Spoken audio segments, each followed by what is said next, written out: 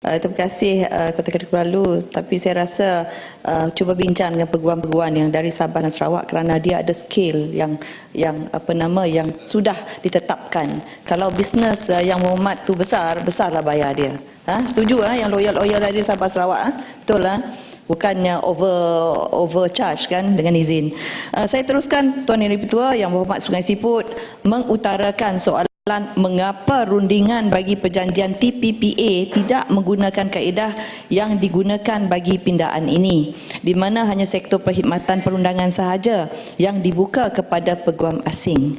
Untuk makluman Yang Berhormat Sungai Siput, pindaan ini merupakan pindaan berbentuk autonomous bagi Malaysia dan tidak mengikat Malaysia dari segi komitmen antarabangsa. Berhubung cara isu rundingan TPPA ialah di luar bidang kuasa dan skop perang undang-undang ini. Dalam hal yang sama, Yang Berhormat Kuala Krai mengutarakan pertanyaan adakah pindaan ini berkaitan dengan TPPA dan mengapa terlalu lama bagi kerajaan untuk meminda Akta Profesion Undang-Undang bagi mengambil kira komitmen Malaysia di bawah GATS dengan izin WTO, World Trade Organization, sedangkan komitmen telah dibuat sejak tahun 2006. Untuk makluman Yang Berhormat dan Dewan Yang Mulia ini, pindaan rang undang-undang tidak berkaitan dengan TPPA. Pindaan ini adalah pindaan untuk proses liberalisasi autonomous, dengan izin saya ulangkan sekali lagi dan bukan untuk komitmen di bawah perjanjian perdagangan bebas.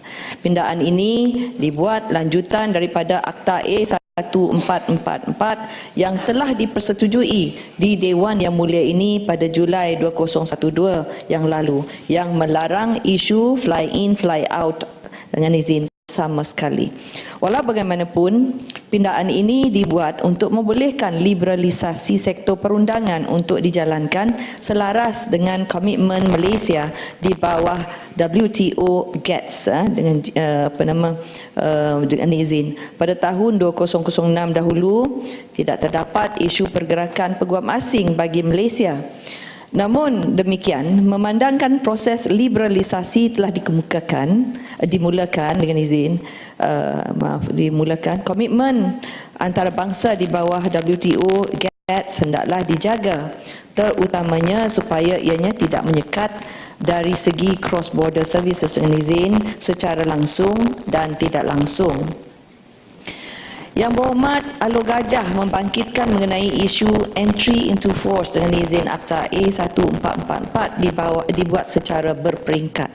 Untuk makluman Yang Berhormat, tarikh berlainan perlu diberikan memandangkan terdapat peruntukan di bawah Akta A1444 yang berlainan, di mana liberalisasi sektor perundangan adalah antara salah satu peruntukan berkenaan daripada peruntukan berkenaan tata tertib. Bagi peruntukan tata tertib adalah perlu untuk menguatkuasakan peruntukan tata tertib yang berkaitan dengan peguam tempatan dengan segera.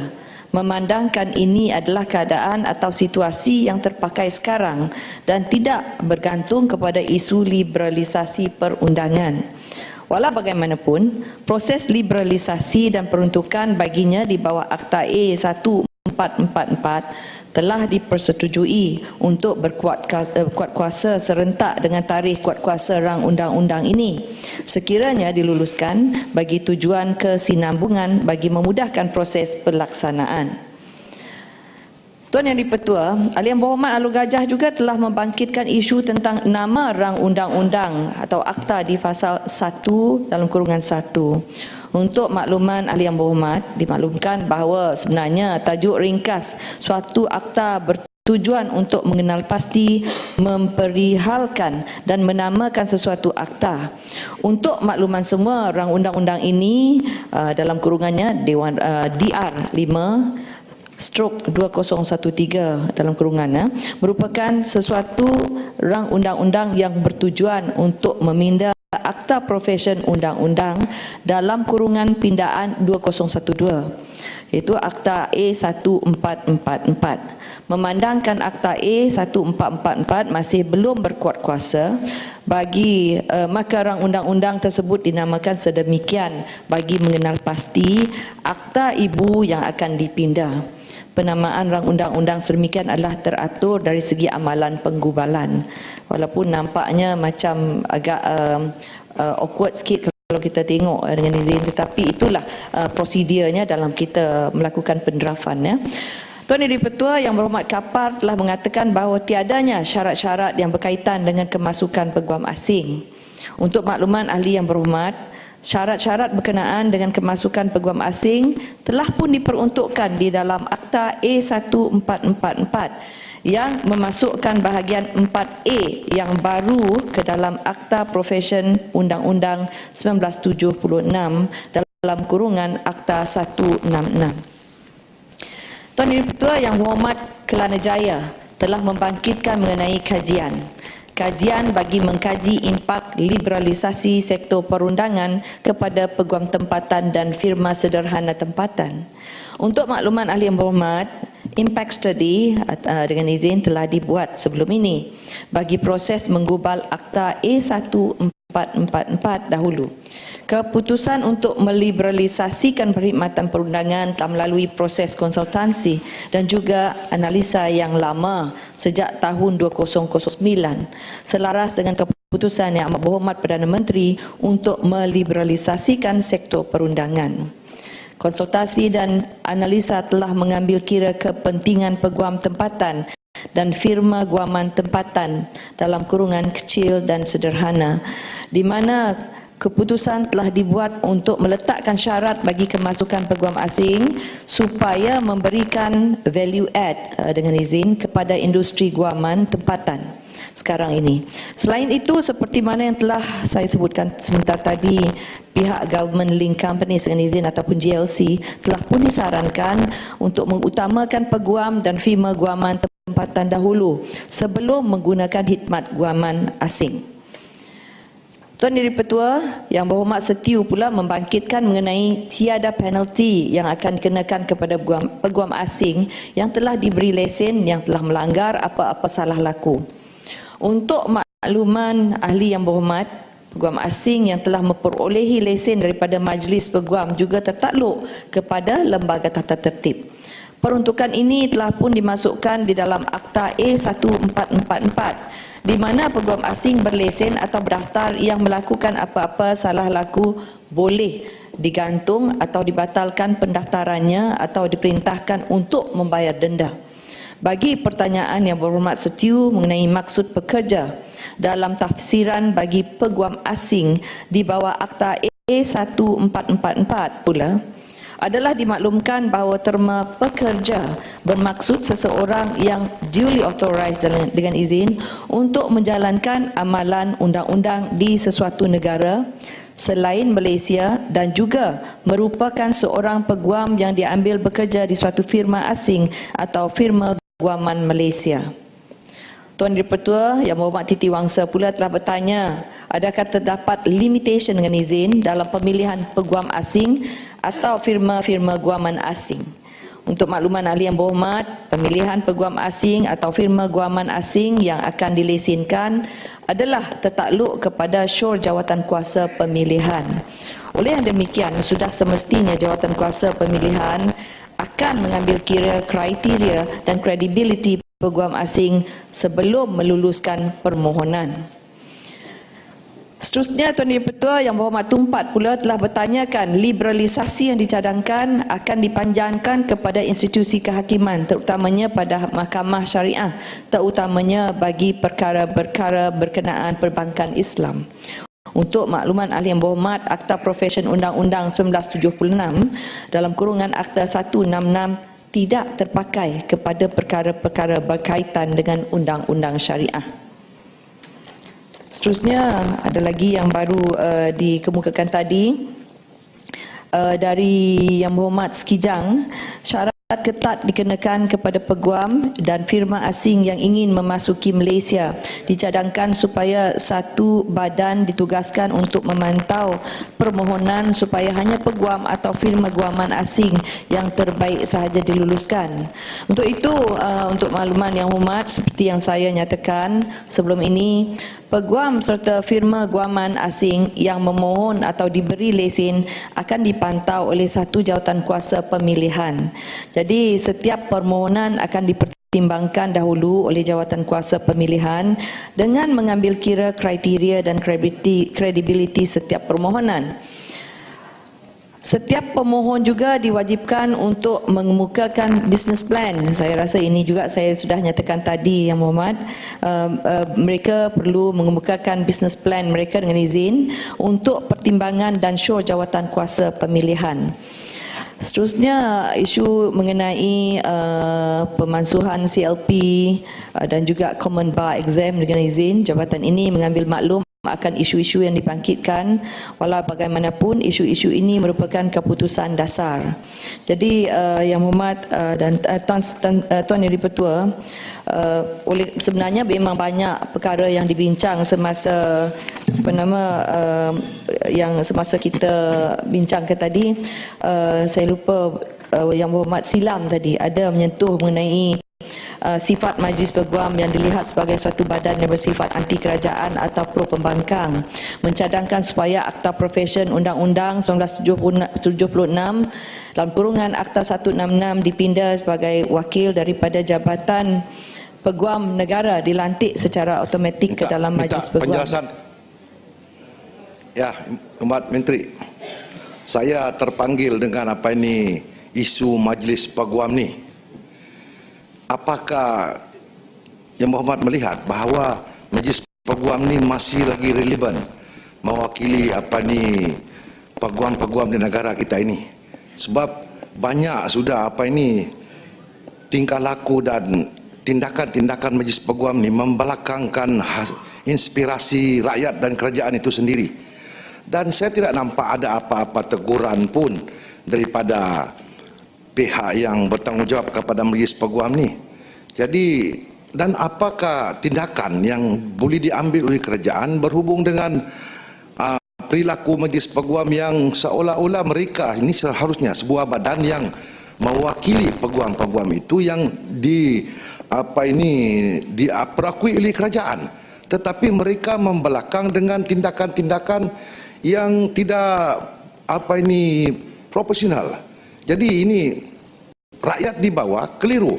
Apa sudah terjadi dengan keadaan-keadaan sebegini? Apa langkah tindakan kerajaan ambil ataupun bercakap saja tak ada apa-apa action nak diambil? Terima kasih. Terima kasih Tuan Di-Pertua, terima kasih rakan saya dari Kinabatangan.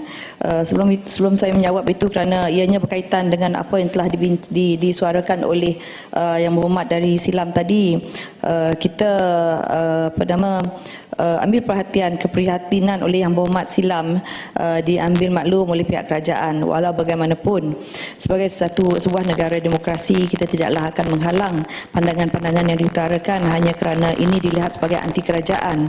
Namun begitu, majlis kena kita faham di sini bahawa Majlis Peguam merupakan satu badan yang ditubuhkan di bawah Akta 166 untuk mengawal selia profesion undang-undang di Malaysia. Dalam hal ini, pihak Majlis Peguam telah bekerjasama, terutama sekali dalam hal apa yang kita bincangkan pada hari ini. Saya nak kongsikan di sini bahawa pihak Majlis Peguam telah bekerjasama dengan pihak kerajaan, khususnya AG Chambers dengan izin, dalam merealisasikan hasrat kerajaan untuk meliberalisasikan profesion undang-undang. Jadi kita akui ada di kalangan mereka menentang, ada yang menyokong kerajaan oleh kerana mereka peguam, mereka adalah ahli di bawah Majlis Peguam dan mereka nampak seolah-olah majlis itu sendiri yang menentang kita. Tapi apa boleh buatlah kalau mereka nak menentang, kita tidak dapat memaksa. Cuma apa yang kita lihat di sini bahawa yang kita amat kata orang menghargainya kerana pindaan. Saya tidak mempertikai kalau tindakan itu dibuat oleh individu dalam majlis peguam itu sendiri. Tetapi apa yang rakyat pertikaikan iaitu badan itu sendiri yang mencerminkan dan memberi perakuan. Itu yang dipertikaikan oleh rakyat. Kalau individu punya perbuatan, saya tak kisah langsung. Sebab walaupun dia peguam, dia pun mempunyai matlamat dia sendiri. Tetapi majlis peguam itu sendiri yang kita bicarakan. Boleh saya Indra Mahkota? Tuan Speaker, saya tertariklah dengan jawapan Timbalan Menteri, dan bolehkah saya menganggapkan kerajaan mengiktiraf Majlis Peguam sebagai satu entiti yang berdaftar, dan dia juga adalah dianggotai oleh rakyat Malaysia, dan rakyat Malaysia berhak untuk memberi apa-apa juga pandangan terhadap sesuatu isu. Dan saya betulkah pemahaman saya bahawa kerajaan telah mengatakan bahawasanya Majlis Peguam juga turut mendokong cita-cita murni kerajaan di mana ia diperlukan untuk membantu kerajaan. Dan kalau dia memberi pandangan yang berbeza dengan kehendak kerajaan, saya rasa itulah kita hormati pandangan mereka. Saya nak ucap tahniah kepada Yang Berhormat Menteri, kalau itulah pendirian kerajaan. Saya rasa itu satu keadaan yang amat murni. Terima kasih. Menteri. Terima kasih Tuan Diputua. Terima kasih. Saya tadi nak menjawab, adakah isu yang sama? Sama. Okey, terima kasih. Saya setuju perlu adanya majlis peguam. Tapi isunya sekarang apabila banyak kita dapati pandangan majlis peguam ini yang tidak tepat dan dia mengheret rakyat dalam isu-isu yang langsung tidak sesuai dengan peranan yang sepatut dimainkan oleh Kaunsil itu sendiri. Sebab itu kita bersetuju pandangan Kuantan mesti ada kebebasan berhujah, bercakap, bagi pandangan. Tetapi pandangan yang perlu diberikan oleh badan guam ini mestilah pandangan-pandangan yang benar-benar mempunyai integriti dan sebagainya.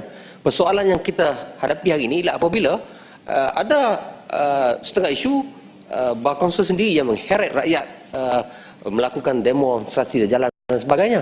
Ini yang kita tidak setuju. Jadi saya nak dengar pandangan yang itu. Terima kasih. Saya amat menghargai pandangan daripada Kenyabatangan, pandangan daripada Indra Mahkota dan juga daripada Lenggong. Kerana ini menunjukkan bahawa kita semua ini menyedari hakikat ini semua.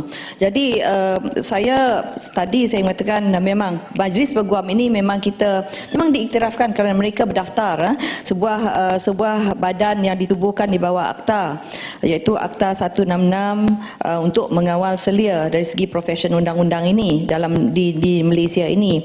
Namun begitu untuk kita menghormati pandangan semuanya, kita telah menghargai sebab banyak perkara yang mana Majlis Peguam itu sendiri sebagai satu badan bekerjasama dengan kerajaan. Tetapi kalau mereka bertindak sebagai menyuarakan seolah-olah mereka itu tidak menyokong kerajaan, itu diharapkan itu adalah pandangan individu, dan kita juga menghormati pandangan individu. Jadi kita mengharapkan juga supaya majlis peguam ini untuk mengekalkan dari segi profesionalisme dia dengan izin, supaya apabila mereka membuat pandangan, kita tidak menghalang kalau mereka kritik kita, sebab dari bahasan tadi kita pun tahu kritikan itu adalah memang membantu kita, ianya membina. Tetapi kalau mereka mempunyai kejap.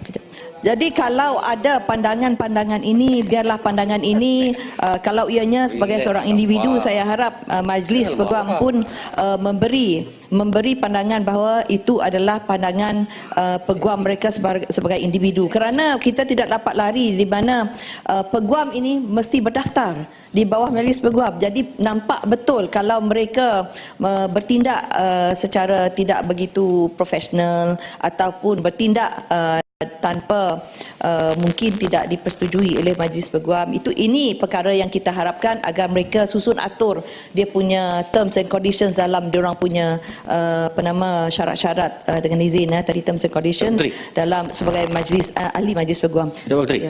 Kenapa tangan? Ya,